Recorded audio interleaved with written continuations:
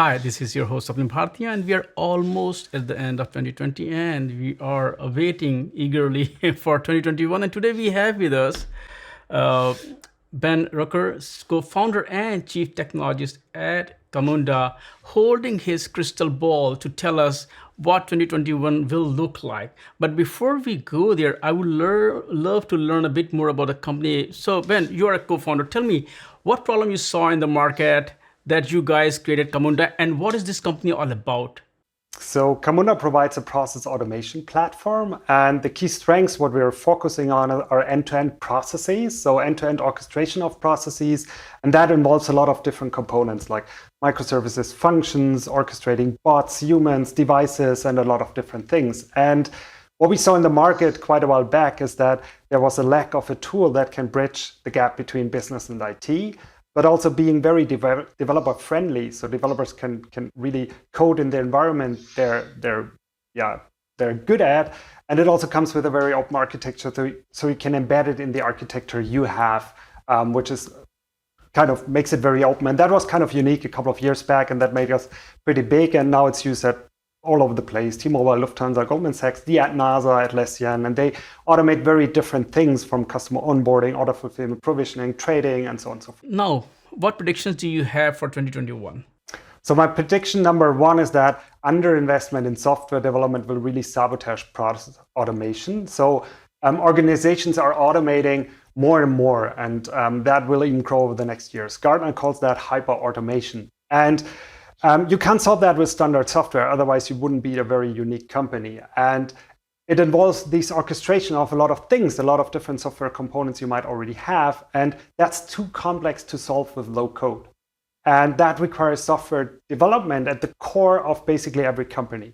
And the biggest mistake companies now can make is to really not investing in software development enough. And that involves practices and people. And for example, also bringing people in-house again.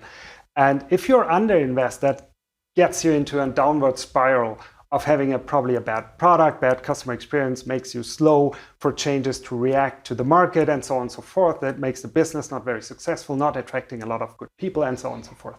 So that's kind of my first prediction I'm seeing. Prediction number two is, and that's more the good news, continuous delivery is finally happening. So there was this Accelerate book describing a lot of good practice around cloud native, continuous delivery, and so on and so forth. And we see that being adopted at a lot of companies, and not only small startups, but also bigger organizations, more conservative companies actually, which modernize their IT infrastructure. And that's a really good news, but it also means that you need these development practices in order to be successful. But it brings the companies who do that on a really next level. We're involved in that very often because it also means that you need process automation technology to enable these kind of changes now, like orchestrating things together, which are built on that continuous delivery model. And prediction number three is that companies will most probably wake up with what I call an RPA headache next year. So we see technology like robotic process automation, which is a big hype at the moment. So a lot of companies, or basically RPA is meant to automate tasks within a process. So whenever, for example, a legacy system doesn't have an API, you can build an RPA bot to control the user interface, to hook that into your process automation endeavor. And that's a good thing. But now a lot of companies abuse that technology to automate end-to-end processes, very often because they don't have the software development practices they need in order to move forward. And that's not a very good thing. And we saw that happening at a lot of companies because RPA bots are very brittle. And if you build whole business processes on that technology, it will make everything really hard to maintain, really hard to keep agility. And now what we see is that companies start to realize that. And a good example is Deutsche Telekom. And they invested in RPA. They saved, I think, more than 100 million euros every year by having the bot army, in a way, more than 2,500 bots.